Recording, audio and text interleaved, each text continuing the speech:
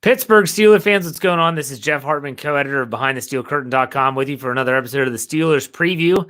And joining me, as always, the triumphant trio, Bryan Anthony Davis. What's going on, Bryan? I am loving life. The Super Bowl's over. The offseason is in full swing. I'm looking on the live chat here, Jeff. Lumberzack says we've got the A team. Feels like Dave would be Mr. T. LOL. I take exception to that. I'm pitiful. Bad attitude, Baracus. Mr. T. B.A. Nah, I've got to be Mr. T. And you know Mr. T has some 2 a.m. stories. I'm sure he does. And with that, we bring in Dave Schofield, the other co-editor behind the Steel Curtain. What's up, Dave? How are you? I'm all right. Is Bryan is the headgear like a tribute to Bruce Arians or something? I was just wondering what's going on there. You need the shades. Yeah. All right, well, let's whoa. I missed it. My brother. He says I'm Murdoch. Well, we'll get away from the A team. Jeff probably doesn't even know the A team. That's probably I'm not a huge A team guy. Anyways, the shocker of the century right there. A little known fact though about the A team: it premiered just minutes after the Washington Redskins beat the Miami Dolphins in Super Bowl 17. So there you go. Yeah. How about that? Right. Let's start off right before we got on the air. Bruce Arians obviously was mentioned here just in the intros. Guys, I want to get your reactions to the Super Bowl. I don't want to spend a ton of time on this, but we haven't talked since last Thursday, obviously. Bryan, what was your take on the Super Bowl? Good game, bad game, anything else? Go ahead. It was a game, and it was still had the magic of the Super Bowl. My one major take is that was a coaching win. You want to put the MVP and give it to Tom Brady? Fine. Some people said LeBron James came out and said, hey, give it to the entire defense. Now, man, give it to Bruce Arians and Todd Bowles. Because I got to tell you, I have never seen a running quarterback run for his life like that on every single play, running around. I was waiting for the Benny Hill theme music, how often he was running for his life, but it was amazing. And nobody has made that Kansas City Chiefs team look they looked too human. And it was kind of great to see. I didn't know who I was rooting for until the game started. I kind of fell into it that, I kind of want to see Kansas City lose at this point. And so I was pleased with it. Was not a good game. If you're looking for classics, it's not unless you're in Tampa. My last thing to say about it, I'm not acknowledging the phrase Champa Bay. That stinks. We're still the city champions. Dave, what are your thoughts on Super Bowl 55?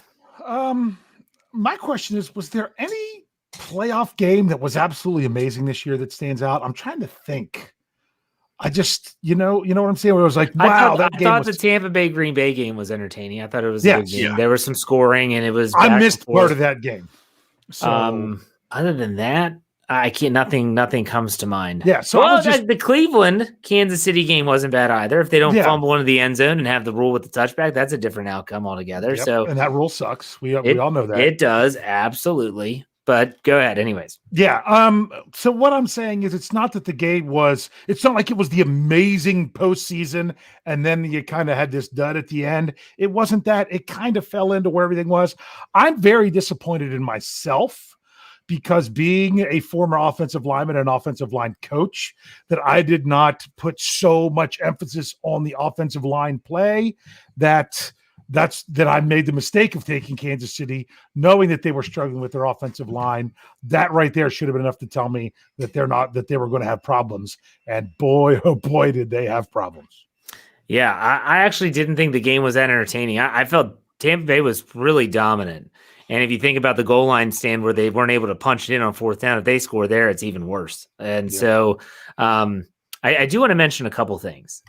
And this is more about the Kansas City Chiefs. So Tyrann Mathieu and Tyreek Hill, if you're going to be brazen enough to talk trash, and then all of a sudden it gets brought back to you, please don't come whining back to the media, okay? And I'm mainly Tyreek Hill. So if you don't know what happened there was the Sunday on Thanksgiving is when these two teams played in the regular season. Tyreek Hill goes absolutely berserk in the first half of the game. He does a flip. He does a flip into the end zone and does the peace sign as he's going in. And so Antoine Winfield, I think I got his name right. I know his last name's Winfield, but still the safety, he gets a shot at going up and giving the peace sign back, and Tyreek Hill's crying and all this stuff. Give me a break. That was the epitome of the team that was considered the champs getting smacked in the mouth, and they're not used to it, and they don't know what it's like. And Tyrann Mathieu is going to say, well, Tom Brady called me this or that. It seems like he's going down that route, which is fine. That's hey, you say what you want. But Tom Brady's proven time and time again, if you're going to start jawing with him, he's going to come right back at you. And I'm not talking about from a mouth thing. He's going to mouth off. But that really rubbed me the wrong way for the Chiefs. Like if I was a Chiefs fan, I'd say, man, we look like really sore losers at this point because we're the ones that are always up. We're piecing it out as we're walking into the end zone, and we're jawing at the other when we're up by 20. And then all of a sudden you're getting smacked around on the world's biggest stage for the NFL Super Bowl. Everyone's watching. Keep your mouth shut and you got to take it. You just got to take it, Just my personal opinion. If you're going to talk the game, you've got to be able to take it when the tide is turned back on you. Absolutely. But honestly, in his defense. Whose defense? Matthews. Oh, okay. That was an interception, and that was a terrible. Oh, yes, goal. Absolutely. So, I mean, he did get to Tom Brady, and the officials took that away from him. I don't think that changes the outcome of the game. But it was still pretty lousy that, he gets an interception in the Super Bowl, and it's taken away from him for nothing. Yeah. The Tyreek Hill thing really made me mad because Tyreek Hill was like pleading to the officials, like, oh, look what he's doing. It's like, come on, man. You do backflips and that stuff. Give me a break. I know Bryan loves Tyreek Hill, but let's get away from this. Quality human being right there, Bryan. Let's get away from don't get me started. Let's get away from the Super Bowl for a second. Some other news that happened over the weekend. I want to get y'all's take on the fact that TJ Watt did not win Defensive Player of the Year. This has been it's kind of worn its welcome in terms of everyone's kind of talked about this. But again, we haven't talked since last Thursday. I talked about it on my show that I do separate from this, that I'm not allowed to talk about anymore on this show. But ultimately, I want to get Bryan's take. What was your take on the Defensive Player of the Year? I woke my family up yelling.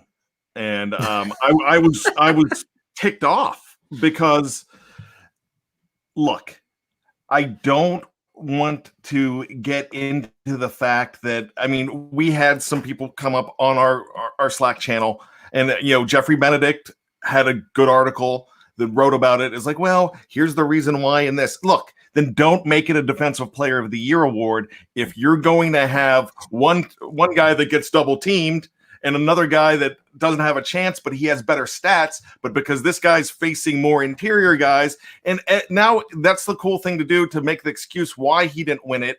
Not TJ's not making an excuse, but, well, I guess it was fair that he won it. Now, look at this. If they were head and shoulders apart, I'd have no problem with it.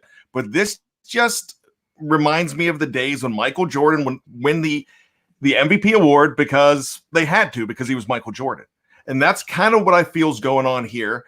Aaron Donald is fantastic. I've been a big fan of Aaron Donald because I follow Pitt football. I love what Aaron Donald does, but it was TJ Watt's time to win it. And when you're that close and a guy has 2 and a guy has 0 and the guy has better stats, I think that guy wins the face-off. But I know we can go ahead and poke some holes into everything that I said here, but I was just really ticked off about it. Dave, what was your take? Well, didn't you already know my take? Because I put it out there on my Stat Geek, and I know you guys are both religious listeners of that show. So I did say something about it at the end, because as a person who's the stats person, you would think that I'd be like all over the TJ Watt stats. My take on this is, if I look at it objectively, it was a coin flip between these two players. Yes, TJ Watt had the better stats in a lot of those categories. Do I think Aaron Donald should have, he's double teamed? You know what?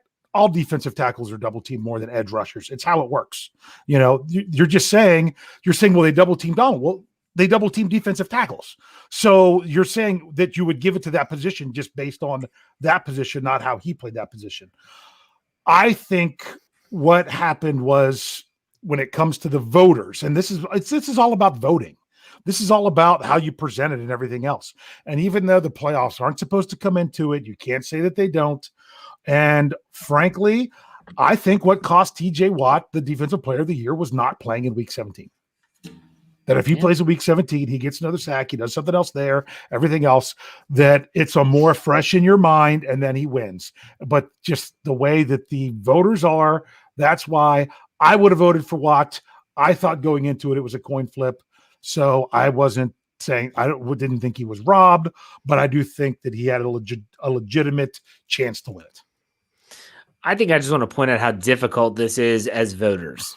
Obviously none of us have a vote. If I did, think back to last season.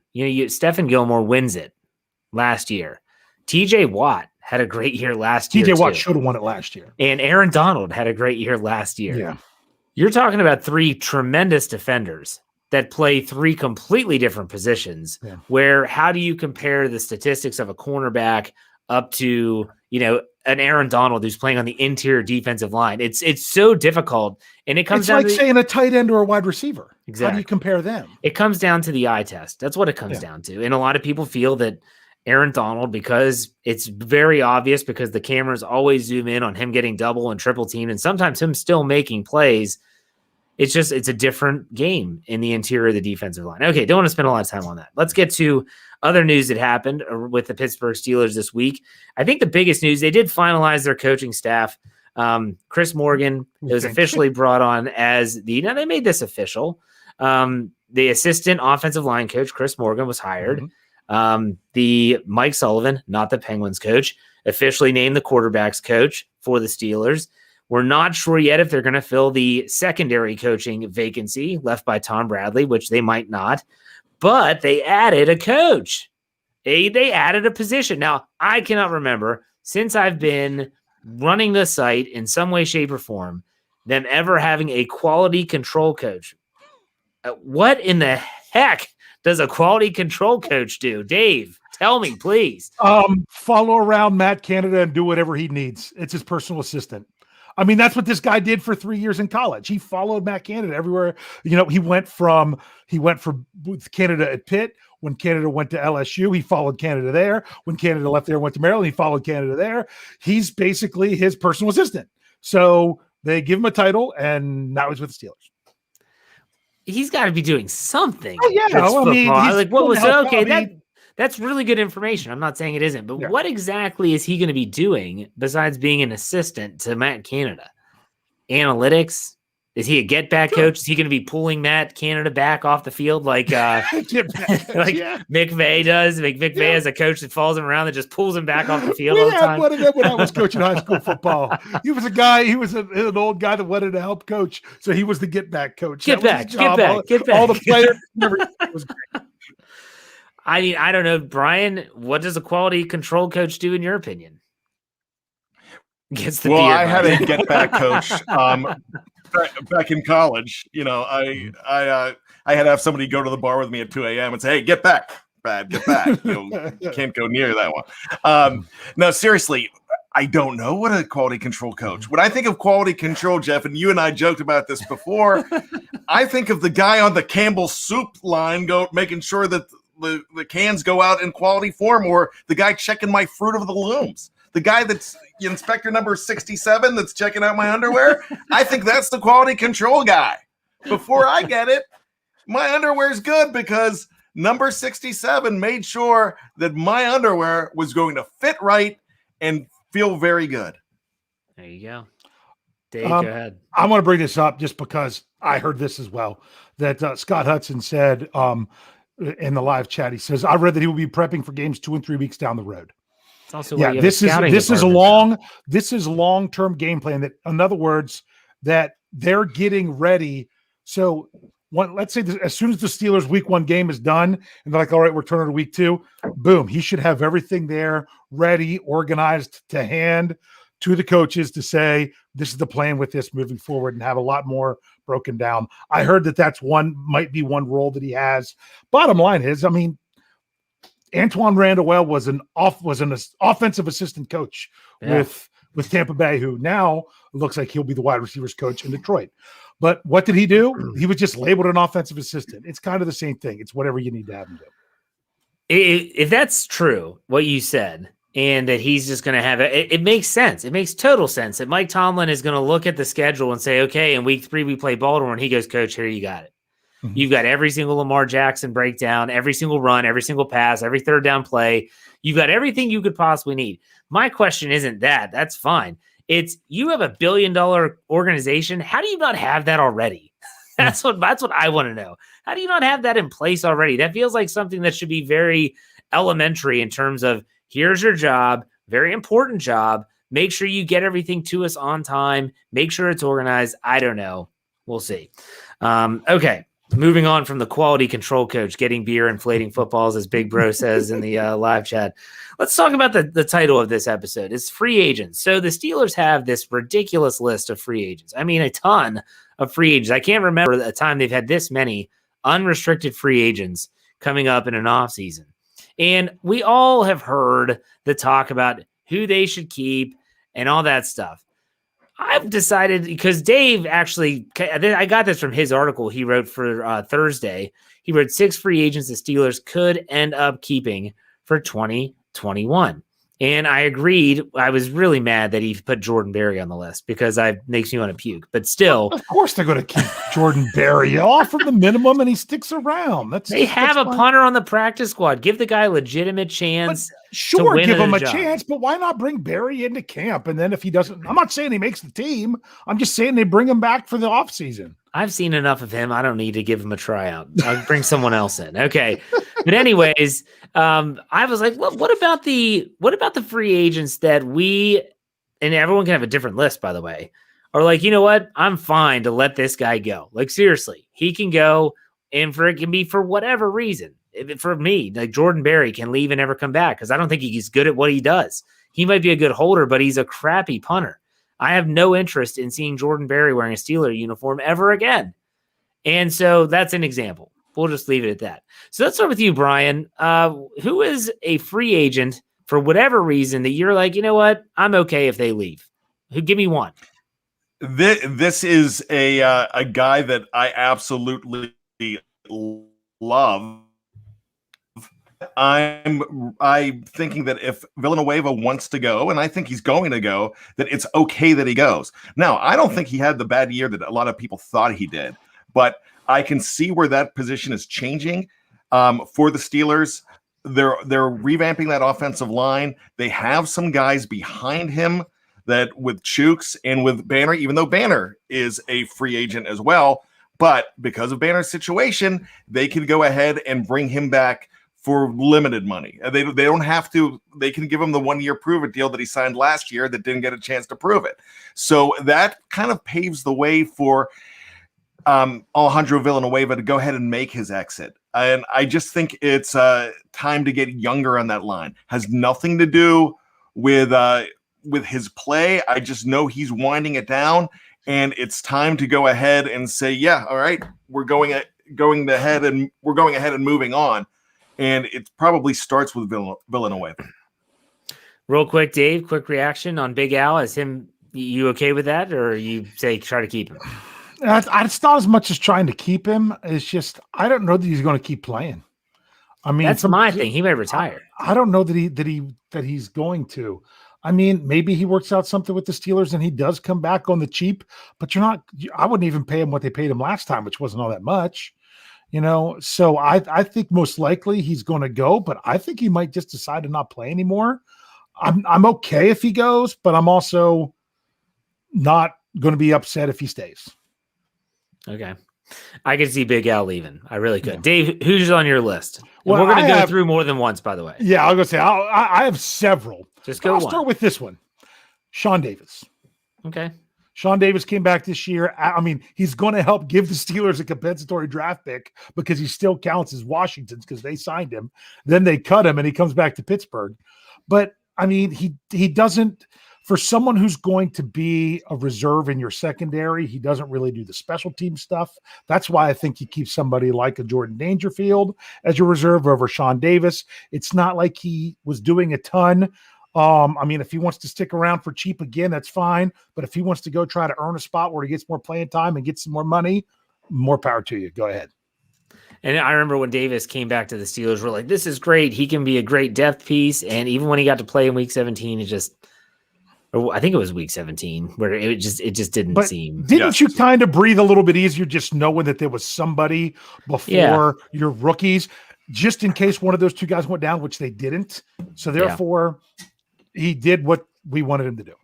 Bryan, you okay with Sean Davis getting axed? That's your blood. I know that. You want to see your son get cut. Yeah, my nephew. It's your nephew. I'm sorry. Actually, Carlos is my Carlos son. is your son. My nephew. Yeah. Bring on the Davises. We're taking over. I have no problem with that. I mean, Sean Davis was brought in for a reason last year, and that really didn't use him that much. Like Dave said, week 17, he's in there, and it was nice to know that he could do something, but probably not a reason to bring him back. All right, my turn. I'm going to go with someone that typically I'm not going to suggest getting rid of someone or just letting them go when you would probably have to replace them. You think about Alejandro Villanueva, you figure Zach Banner might be sticking around, in which case there's your automatic in. I'm going to go with James Conner. I hate to say this, but he's my son's favorite player. He's a great story. He's an area guy. He went to Pitt. I just think that it's time for him to move on. I think it's time for him to get a fresh start somewhere. And I think, let's be honest, Steeler fans are just sick and tired of him not being available. And I really hope that what gets ushered in here with Matt Canada is a new style of running game, as well as a new approach to how they divvy out the reps, in which case you don't need a bell cow back anymore. You have situational players for certain situations. I'm going to go as far as saying James Conner. Like, we'll see you later, man. Good luck. God bless, and good luck wherever you land. Bryan, what do you think? I'm probably in the minority here. I'd like to see James Conner stick around, because if you bring it, you put in the new system, you don't have to be a bell cow back. But when the offensive line, and I don't think it's going to take too much for the O-line to get fixed. I think the O-line could be much better in 2021 with a little bit of tinkering. And I think if you can get him on a decent deal, a hometown discount, because look, I don't think he's going to command a lot of money elsewhere. I really don't think he's going to command a lot. He made, in his first contract, he made $735,000 a year. And if you could get him for even double that at 1.5, that's kind of a bargain for a veteran back that you can trust. And I know you mentioned the health. I just kind of think that I don't think his time really is up. I think it's going to be, but I think he could contribute on this team. Dave, what are your thoughts on James Conner? Yeah, just to bring up the health, he did miss the majority of week 1, and that's when Benny Snell actually ran for over 100 yards. Yep. But other than that, the only time he missed was due to COVID. And I'm not knocking any player that missed time due to COVID this year. Because so if you want to say they're in, Stephon Tuitt, everyone talked about him with injuries in the past. You know what? The only games he missed this year was because of COVID. In my eyes, he didn't miss any games, just because of that, because that's the NFL in 2020. When it comes to Conner, just like almost every person on this list, if you're taking a deal that's either at the league minimum or not much above it, like the Stefan Wisniewski deal last year, I'd keep almost any of these guys. But my thing is with Conner, it's okay. To me, it's not almost like he can go. It's okay if the Steelers lose him because someone else pays him. It's not almost like, yeah, you can go. I'm okay if someone's going to pay him that the Steelers don't. That's kind of the way I'm looking at him and a bunch of these guys. All right. I can't argue with that. Bryan, who's your next player? Your next free agent that you're like, I'm okay with it if they just get out of here. The anchor, Matt Filer. I have no problem with his exit because of what they are putting together there. Look, if it's a face-off between Filer and Dotson at guard, we were so disappointed of what happened in the wild card game. We hated that. Dotson should have gotten the start. Dotson is probably your future at guard there. DeCastro is not going anywhere for at least another year. You kind of need that guy, that veteran presence to stick around. I think injuries hurt that guy. I don't think there's a place for Filer. Now, a lot of people are saying send him back to tackle, but you know that they're going to be looking at drafting an offensive tackle. They're also going to, I mentioned the fact that you do have the possibility of a Chooks and a Banner for the money that he's going to command. And he's probably going to get a significant raise. He's probably looking at about a $5-6 million deal that PFF is projecting that he's getting. And what Dave said, look, if another team's going to pay him, I don't need to welcome him back. And here's the situation here. Another team's probably going to pay him, but I don't want to pony up a lot for Matt Filer when he really was not needed at the very end of 2020. Dave, what are your thoughts on Filer? My thoughts are on Filer. I think are going to be much more clear come March 15th, because the only reason you want to keep Filer around for sure would be if someone like a DeCastro and a Pouncey, no Banner comes back, no Big Al. If everybody else is gone, then his value becomes a little bit more. I just don't think that's going to be the case. I think it's going to be that the other options are better. I think someone will pay him in that range, maybe in that $4 to $5 million a season, like BJ Finney got. I'd see it just like Finney. I'm not going to sign him for that amount if he's going to go. But if no one does and he's way cheaper than that, then I'm fine with having that versatile depth piece that can play anywhere. I think with Filer, to me, it's all about DeCastro. I have this gut feeling. There's no sourcing here. There's no news. There's no I'm hearing rumblings or anything like that. I could see David DeCastro retiring. I don't know why it is. I could see him saying, I'm done. I could see him saying, I don't need this anymore, especially if like Villanueva leaves. That's what I was going to say. Pouncey leaves. Those are his guys. I think they're all tied together. Yeah, and I think that he could. This stuff with Ben means everything. So if DeCastro says, I'm calling it a career, then you got to keep Filer. You got to keep him. You can put him on either side, and you got to keep him. And it's the only money to keep him. Well, you absolutely would. You absolutely would have the money to keep him. So, all right, Dave, who's your next on the list? My next. Oh, I got to go, and I'm going to save it for the next time around. These are kind of a cop out. You know what? Okay, I'll go with this one. Chris Wormley. Okay. He was on my list. I don't see Chris Wormley sticking around. I mean, the way the Ravens set up their rookie contracts, the Steelers paid him a good bit this year for a guy that you thought would have been cheaper, kind of like the Minkah Fitzpatrick deal, where a lot of the, money was already paid in a bonus early. The last year of his deal was a pretty decent sized salary. I was thinking it was over $2 million. But I just don't know. I mean, the only way you keep him, even if you keep him, he's not going to be your nose tackle.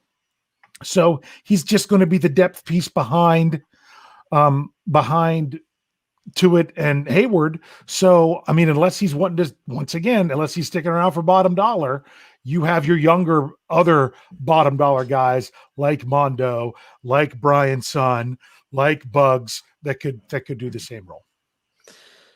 Wormley was when they made that trade with Baltimore, which is so rare anyways. I remember saying, why do they need this player? But why are they getting this guy?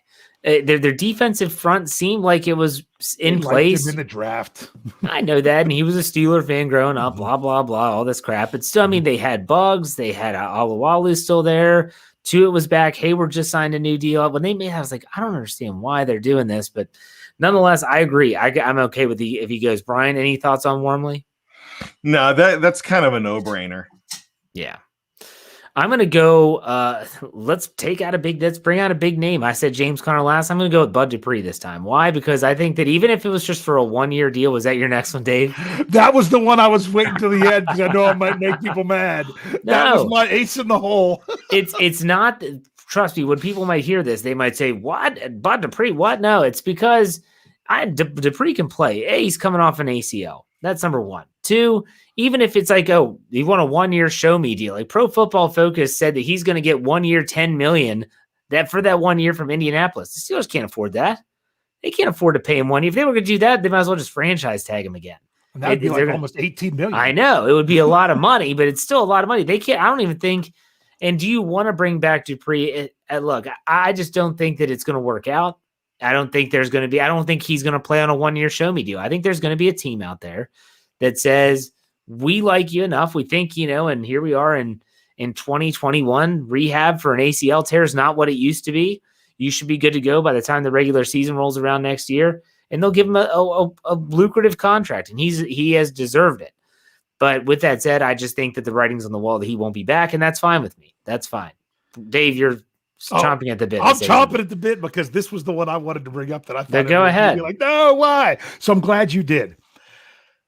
3 words: cost over replacement. Yeah. If it's going to cost think about it.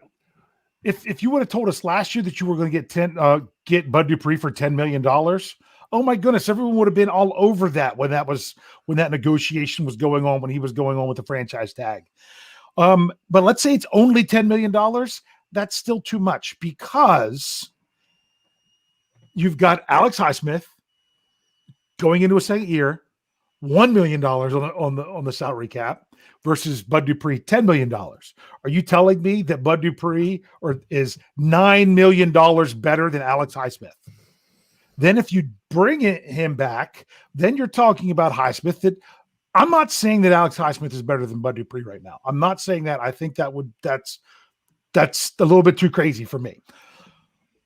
But you do expect rookies to play better their second year. And you also have to say that Alex Highsmith was better than Bud Dupree was in his first 2, even 3 years. So if Highsmith is going to get better, if you bring Dupree back and Highsmith isn't getting that playing time, you're actually kind of doing him a disservice. That's why I thought it was a brilliant pick as a 3rd-round comp pick last year to take Highsmith, because you could find out in that rookie year by having him be the guy backing up the other 2, if he could be that guy or if you're going to have to invest a lot of draft capital in the next guy to be that guy. So I think the Steelers took a shot on him out of a small school, and they got their answer, and that now makes Bud Dupree not worth that much salary, even though he's a very good player, and I'm going to miss him. Bryan, thoughts on Dupree? The Steelers have prepped for this. We have prepped as Steeler Nation. We know that Bud Dupree's leaving. You mentioned Indianapolis. Tennessee Titans they're really big in the mix for Bud Dupree. It just doesn't seem like I've reserved the fact that when he limped off the field against Baltimore, that I knew that he was not going to be coming back in a Pittsburgh Steeler uniform. I just knew it was going to happen. Would I love to keep the guy? Absolutely. If our salary cap was that of Cleveland's, or like if we had a cap situation where we can throw money at him, I think the Steelers would. And I think they would possibly look at that. But everything Dave said about Alex Highsmith is true. We just talked about the guard situation. We talked about Kevin Dotson. So when they went ahead and they made investments in that draft, they were looking at 2021 and looking at 3 guys. And we're probably going to talk about that other guy soon. But the 2 guys that we're talking about first, Kevin Dotson, to replace a guy like Filer to be the future of that line. And Alex Highsmith was brought in as a replacement. We had a headline on a podcast. I can't remember the exact headline, but all I know was the drafting of these 3 guys. Was it the future? And was it a message to guys like Bud Dupree and to others? So they drafted these guys to make sure that they had a plan going forward for 2021. I don't think they thought that any of the big free agents were going to be back. And that's why they made these moves. So the next guy that we're going to talk about when it's my turn is going to be the 3rd guy in that equation. Go ahead, Bryan. What's the 3rd? I mean, it's easy. It's probably the one on everybody's list, Juju Smith-Schuster. He was on my list. And here's the thing. It's looking more and more like he's going to take his brand and go to a big city like the New York Jets. Las Vegas is saying that they're high on him. It's just, a lot of people say, well, Juju wants to stay in Pittsburgh. He would take a hometown discount. He's not going to take a hometown discount because a lot of these players, I know he's not a running back, But if you're a running back, you definitely look at this could be your last contract. But you've got to think about it. When you've got 4 years in the league, and then you're going for the second contract, a lot of these guys that only have a shelf life of 8 years, because I think that's the average for an NFL player, 8 seasons, 7 seasons. Dave, back me up on that. Is it somewhere around there, the league average? How long? How many? Like the average NFL player? Career, yeah, it's like 7 years. It's like 3.5. Okay, it's low. Well, but I mean, guys that are drafted higher, obviously, if you're talking, I think the number you're quoting is what is like top 3 rounds of the NFL draft. Yeah, that's their average. Yeah, it's something like that. You're looking at 7 or 8 years. So this is going to be his second contract. This might be his only big contract to go ahead and sign. I don't see him sticking around for it. The Steelers are a wide receivers factory. They have been for a number of years. Are they going to get the heart and soul of a Juju Smith-Schuster when he's on the field? No. They're not going to have the Hines Ward mode of a blocker that we saw a lot of last year. He had 97 catches, led the team, but his yardage was hardly anything. So he did make a difference last year, but they can replace that production. They brought in a guy. I talked about the other guys they brought in. They brought in Chase Claypool, knowing that Juju probably wasn't going to be back. They brought in Deontay Johnson the year before. I know you could talk about his 14 drops and everything, but he's electric, and he's definitely in the equation too. So is there room for Juju Smith-Schuster? I'm not sure. They could. Okay, you guys laugh at me. You said electric, and I almost went walkie. You saw me mouth it, didn't you? Okay, I'll take that. That's fine. But okay, I'll drop the mic. You know what I'm saying? I can't follow that.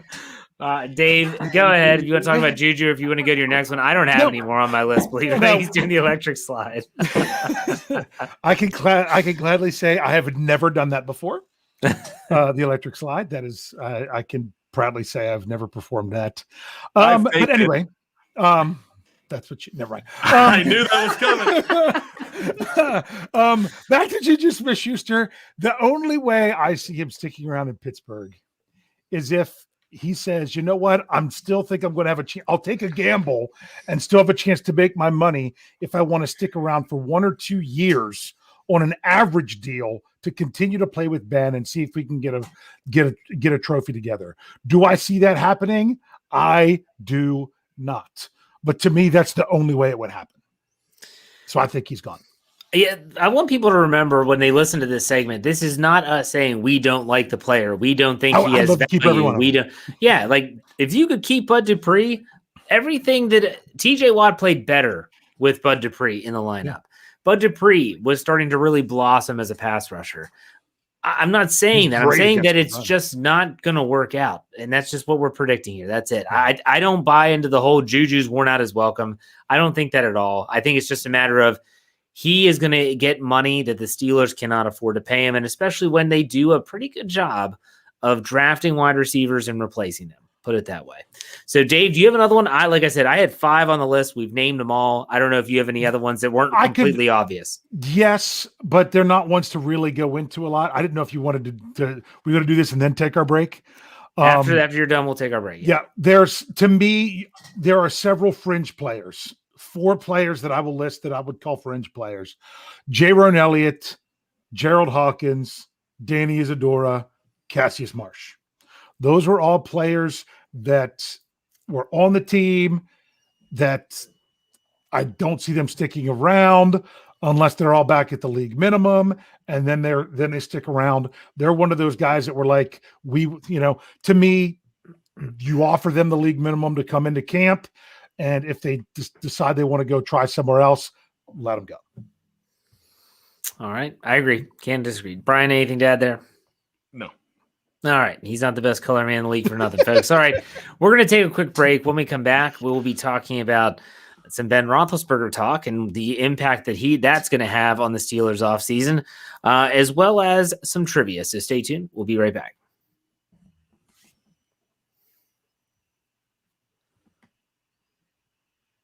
All right, Pittsburgh Steelers fans, welcome back. Part 2, the Steelers preview. I'm Jeff Hartman, co-editor of BehindTheSteelCurtain.com. Joining me, as always, Bryan Anthony Davis, podcast producer.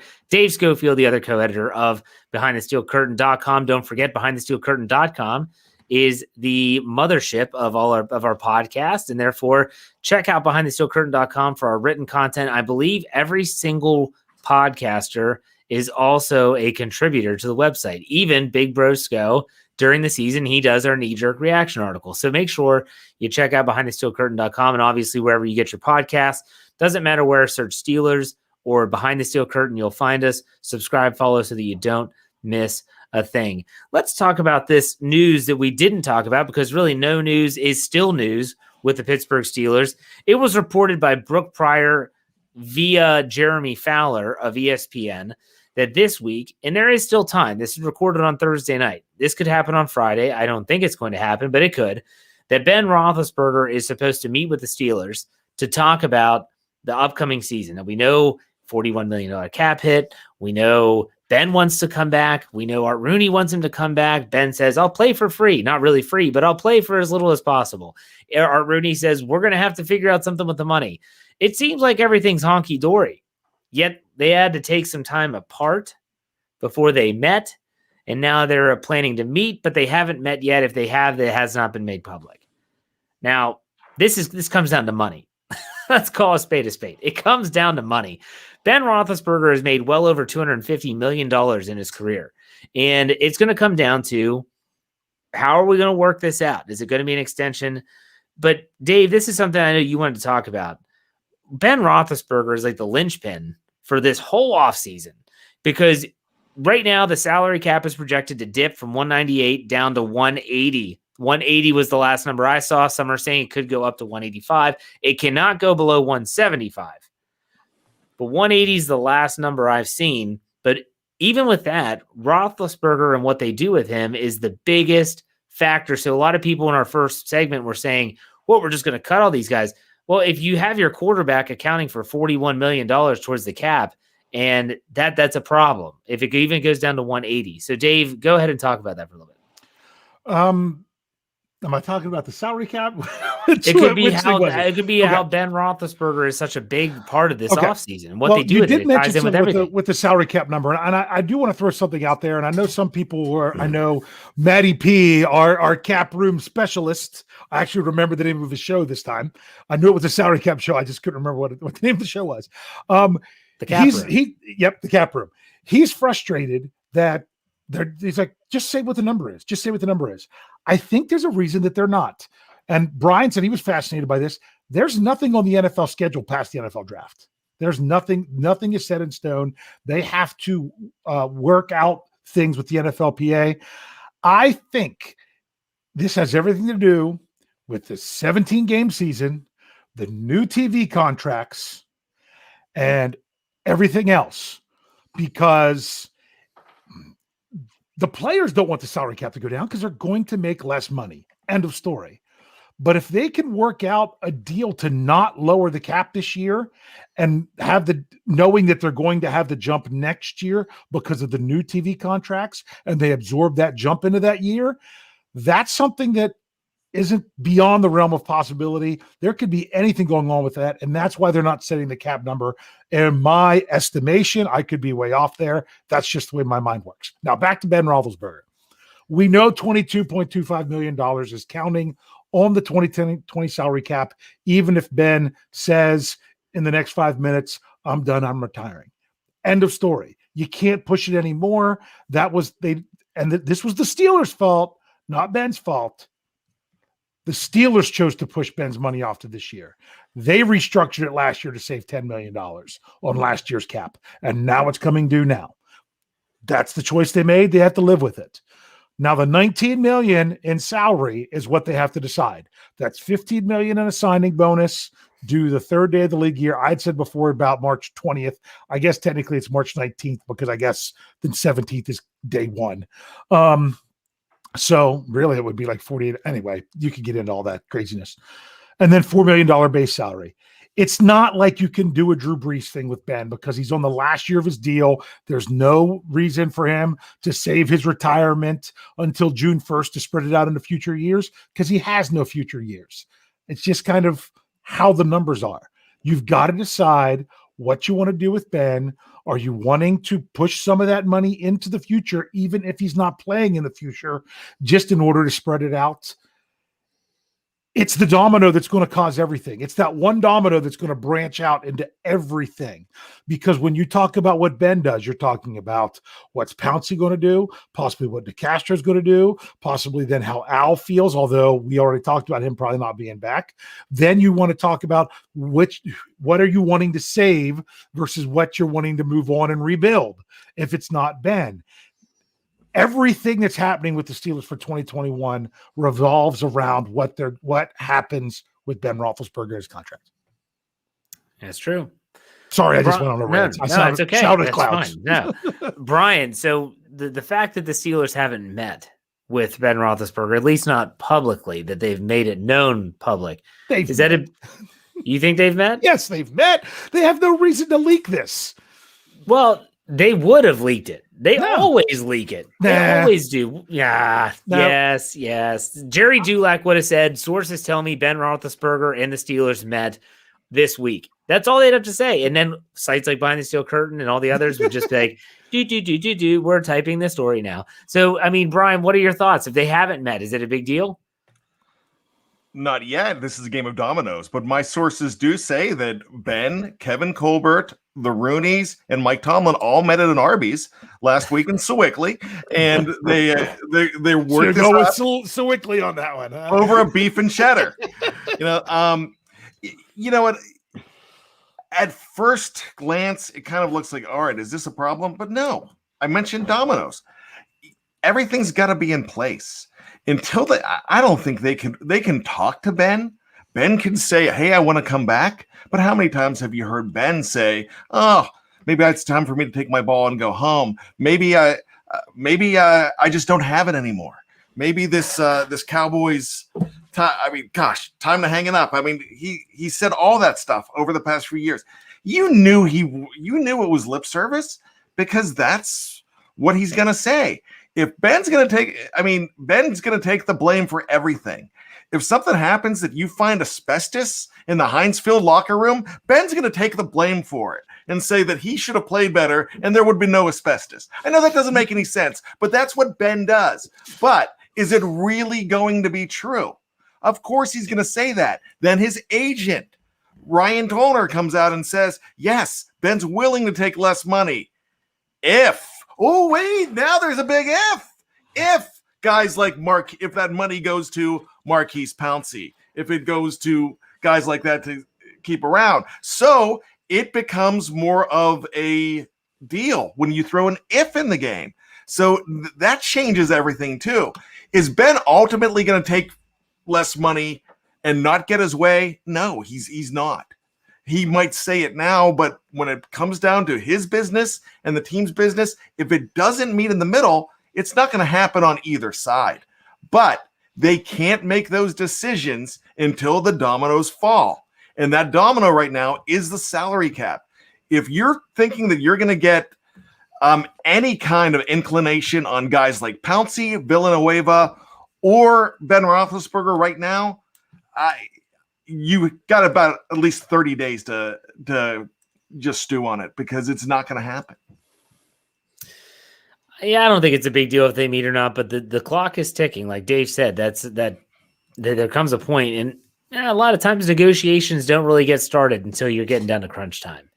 But real quick before we go on to the next topic, what does your gut tell you about how they handle this Roethlisberger situation? Dave, we'll start with you.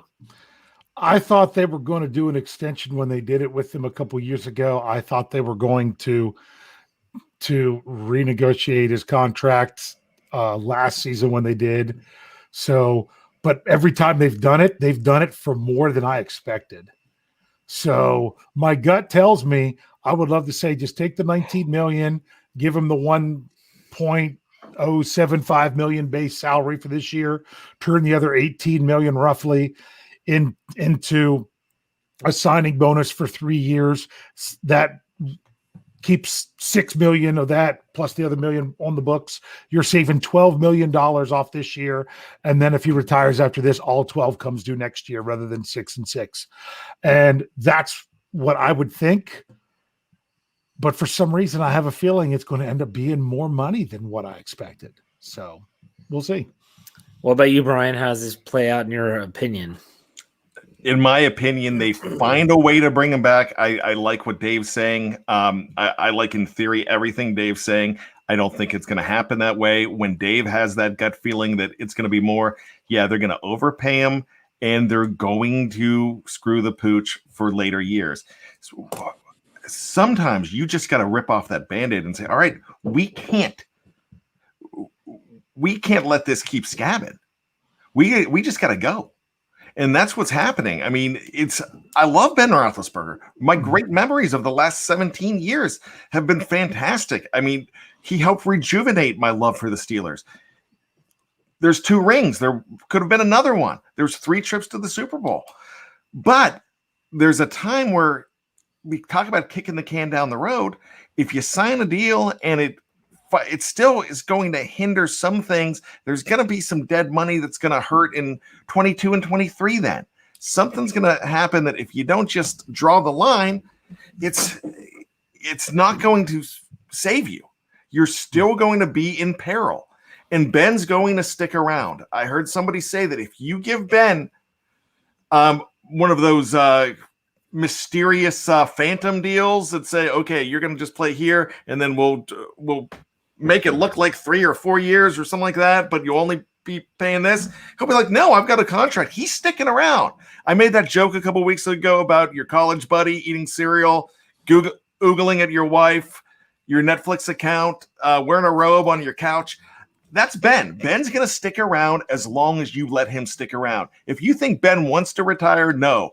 You know what? He's that fraternity brother in college that's 27, graduated 4 years ago, and keeps coming back to parties and hitting on all the freshmen.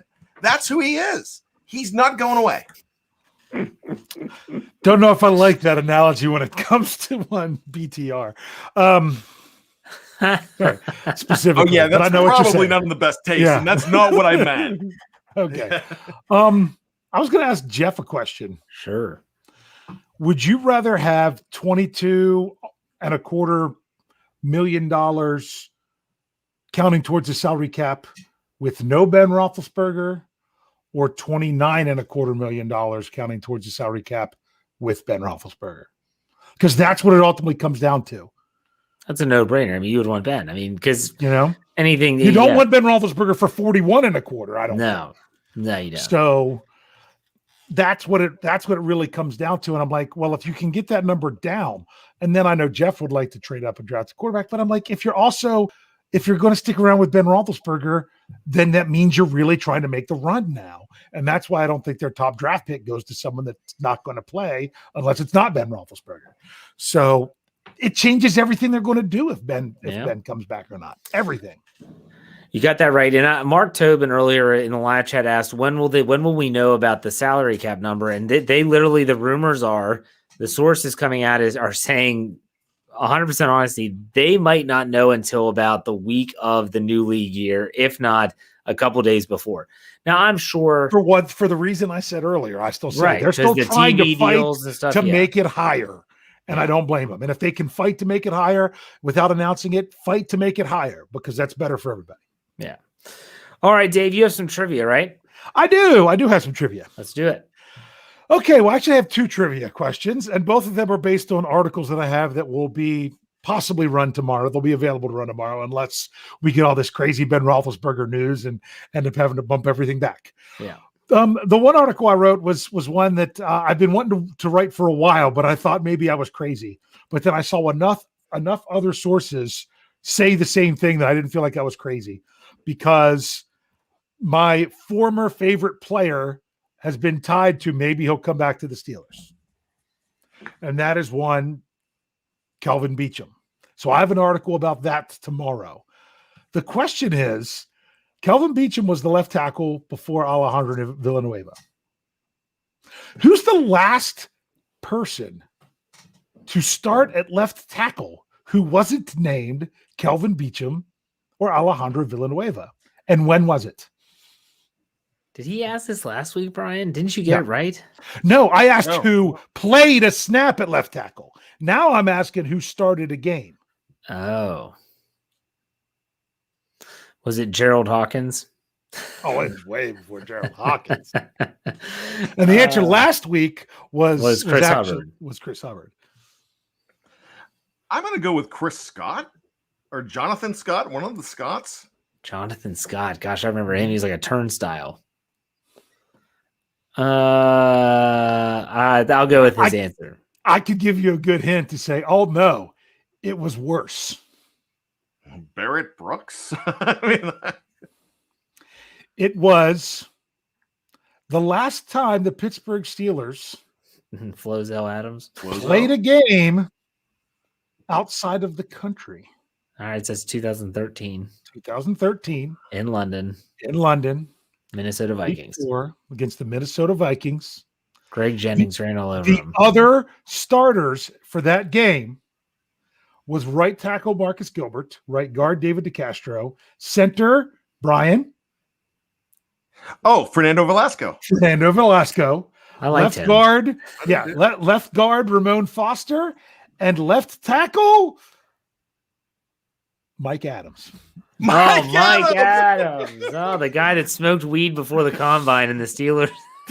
Yep. And now it's funny because Adams actually got the start the next week when they benched him and put Beachum in, but he got it as the jumbo tight end because they switched him out to be the jumbo tight end. He was out there the first snap. So he still technically started in week 5, but it was not at left tackle. Well, quick sidebar from Mike Adams. I'll never forget a game in Oakland where he played and he was the tackle eligible. And they actually had him running pass routes. And there was a video of the all 22. I forgot. I saw it on Twitter. It's hysterical. You see this giant man literally running like an out route on a pass play. Like there's any chance they're going to throw him the football. It wasn't a goal line play, by the way, either. It was like middle of the field. All right. What's your second? And people got it in the live chat. I know Thaddeus even brought it up. He got it in the live chat. I'm glad you guys didn't cheat. But that was not my other trivia. My other trivia was from an article I was writing, and I put and when I started it in where we write our articles, the title of the article I have to say was an article Jeff or Bryan can't read without ruining Thursday night's trivia. That's what I called it because I couldn't put the title there, and we didn't, and you guys didn't. Okay,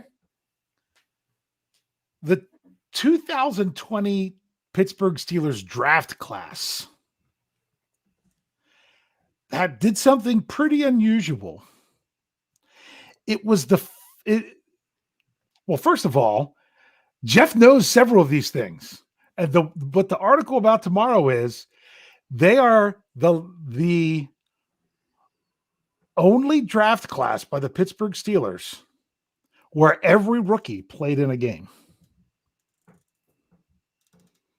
Not only that, they are the last draft class that actually had every player play for the Steelers at all, not even just in their rookie year.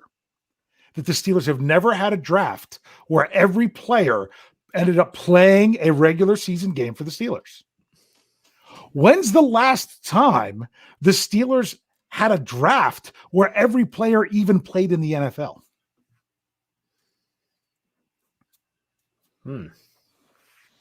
Meaning every player went on to play at least one game, got registered for playing one game in the NFL with somebody.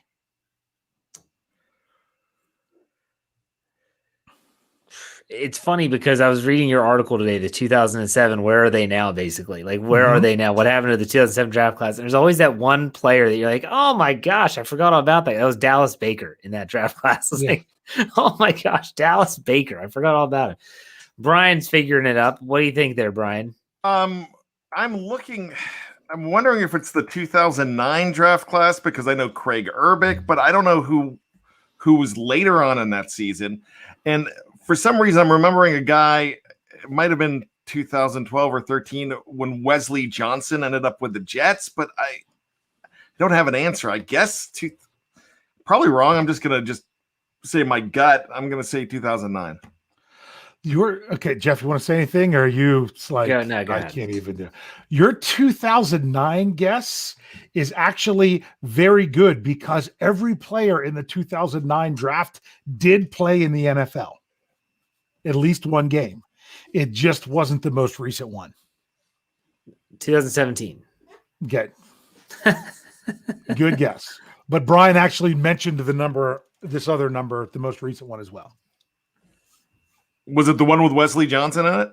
It did not have Wesley Johnson, Okay. but you did say this number. 13, I guess. It was actually 2012. 12. Okay. With David DeCastro and Mike Adams. Okay. And what's crazy is almost all these guys played for the Steelers. Technically, Alameda Ta'amu never technically played a game with the Steelers because he was on the team, but he didn't appear in a game and he got cut and played with somebody else. He got in trouble. Yes, because of the trouble. But every single player in that draft did play in the NFL. That is not true for all the drafts ever since until you hit the 2020. So that 2020 draft class, that's what my article was about tomorrow. I was like, they're already historic because the Steelers have never had a draft. Well, remember, when you go way back, you're talking like 17 rounds of the draft. There were some that were really close. That all of them played, but a couple guys never actually played for the Steelers. So this is the first draft class in history where every player was drafted by the Steelers, played for the Steelers. Unless something happens where Sutton Smith makes a return and plays a game for the Steelers, and Colin Hoba. Oh, so my favorite. Chance. 2016. Colin Hoba. But Hoba was also with Joshua Frazier, and he already retired after playing NFL games. He was 2019 draft. Was that 2019? No, he was with Hoba. And what year was that? 18, right? 18 or 19? No, I think it was like 17. It was a 6th-round pick from Louisville. Colin Hoba was watching the draft with his buddies. Didn't even think he was ever going to get a call. I think it was 17. Well, at least they didn't trade up for him like one 4th-round punter from the class of 2007 that I Hey, would have been a good if his ACLs weren't made of like Scotch tape. All right. Any other trivia or is that it? It was 2017, by the way. 17. Yeah, Okay, 17. Very Hey, good. could I just piggyback on Dave's lauding of the 2020 draft? Something I put in the Slack today I thought was very interesting. CBS just did a redraft of the 2020 draft, and 3 Steelers were in the first round. I originally thought it was only 2 because I thought it was impressive that let's see, the guy that went at number 49, Chase Claypool, was at number 15 for the Broncos. At number 25, they had Highsmith going to Minnesota. And at number 26, they had Kevin Dotson going to the Miami Dolphins, which that's pretty good when you don't have a number 1 pick. Yeah. 3 first-round picks without having a first-round pick. Yeah. No. So you can't bank on that every year. And everyone's like, No. oh, well, you could always find a Kevin Dotson in round 4. You don't always find a Kevin Dotson in round 4. No, you appreciate what you got right now. And I do talk about that on my show that I do that I can't mention anymore on the show. So make sure you might check that out at another date and time. Ride or die, baby. Ride or die, baby. All right, I wanted to finish out the show with instead of final thoughts. Today, Thursday, February 11th, is the 20-year anniversary of Three River Stadium being imploded. And that it was a sad day, but it was also just a disgusting structure. I mean, it looked awful. Those nasty concrete just circles. They were the theme back then in the late 70s and in the 70s and 80s, the Vet. And what was the one in Cincinnati? Riverfront. Yeah, they all looked the same. So Busch Stadium. Yep. So there was a lot of memories though from that stadium for a lot of different reasons. I wanted to give everyone a chance. I wrote this article for the website Thursday. Bryan, go ahead. What's your favorite memory from Three River Stadium? Well, I've got to say, July of 1980, I went to my first Pirates game with my dad, and the YMCA had a group called the Indian Guides, and we all went, and I got the plastic gold helmet, the batting helmet, and my dad over the next couple of years got me every team, and I still have them to this day. I played with them all the time. They're beat up, but I have every single Major League Baseball team from then. But that was my greatest memory as far as going with my dad. Then December 5th of 82 was my first Steeler game with my dad. I have been to a number of AFC championship games. The one at Three Rivers Stadium that I went to, they lost to the Broncos. I went to Game 7 of the NLCS in 1991, and they lost to the Braves 4-1. So you were at that game. Yeah, yeah. And it was really disappointing. But they're great memories that I was there. I was at Barry Bonds' last game as a Pittsburgh Pirate, Game 5 of the 1992 NLCS, where Bob Walk pitched, they came back to win. There's so many great memories. I've been on that field. And like you said, it was kind of a gross structure. One thing that I mentioned in my Fact or Fiction article that's coming up is the water stains on the field.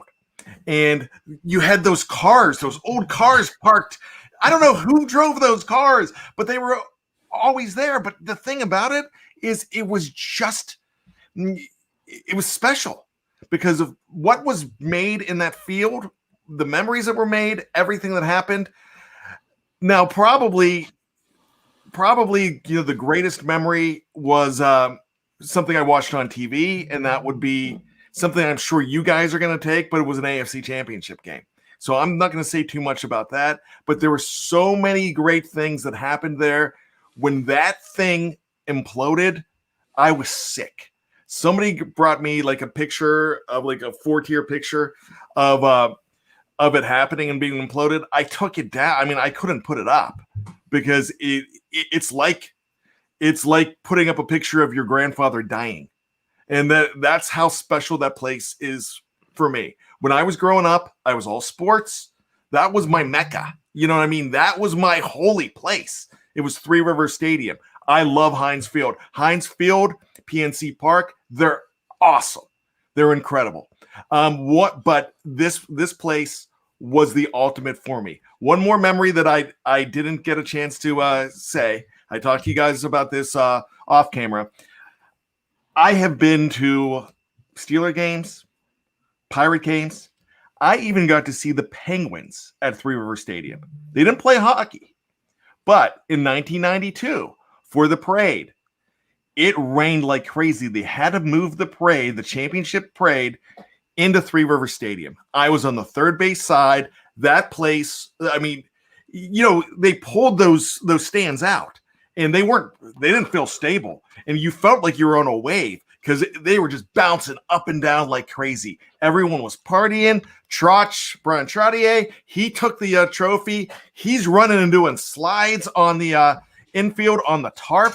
It was just an amazing thing. So I got to see my 3 favorite sports teams perform there in some kind of way, and I will never forget that I had that place in my life. I grew up on Three River Stadium, and it's always going to be the confluence of the Monongahela, of the Allegheny, and the Ohio. Well said. What about you, Dave? Three River Stadium stories. Any? Never been to a Steelers game, or never was at a Steelers game. My brother was. He talked about that with our Christmas memories. So I never saw the Steelers or my association with them is not Three River Stadium. I know they played there. I watched them plenty on TV, but to me, a stadium doesn't mean anything to you until you've been there. So for those of you that I know that are watching and listening that are not from the Pittsburgh area, not even from anywhere on the East Coast, and you've never been to Pittsburgh and actually seen these stadiums, it means so much more if you've actually been there. Now, I've been to Three Rivers, but all my Three Rivers, I always associate that with the Pirates. I have never watched the Pirates play anywhere other than at Three River Stadium, because the last Pirate game I ever attended was at Three River Stadium.